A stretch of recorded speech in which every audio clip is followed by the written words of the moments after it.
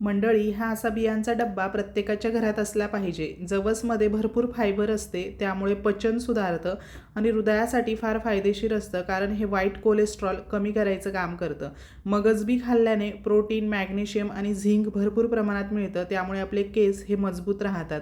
भोपळ्याच्या बिया खाल्ल्याने प्रोटीन, आयर्न, मॅग्नेशियम मिळते आणि आपला PCOS, PCODचा जर त्रास असेल ना, तर तो कमी व्हायला मदत होते. सूर्यफुलाच्या बियांमध्ये व्हिटॅमिन ई भरपूर असतं, त्यामुळे आपली त्वचा चमकदार राहते आणि केससुद्धा मजबूत राहतात. आता ह्या चिया सीड शक्यतो पाण्यात भिजवून खाल्ल्या जातात, पण आपण भाजूनसुद्धा खाऊ शकतो. यामुळे पचन सुधारतं. फायबर भरपूर प्रमाणात असल्यामुळे वजन नियंत्रणात राहतं. आता तीळ तर आपल्या सर्वांनाच माहिती आहे. तिळेमुळे हाडे आपले मजबूत होतात, पचन सुधारतं आणि महिलांसाठी खास फायदेशीर आहे.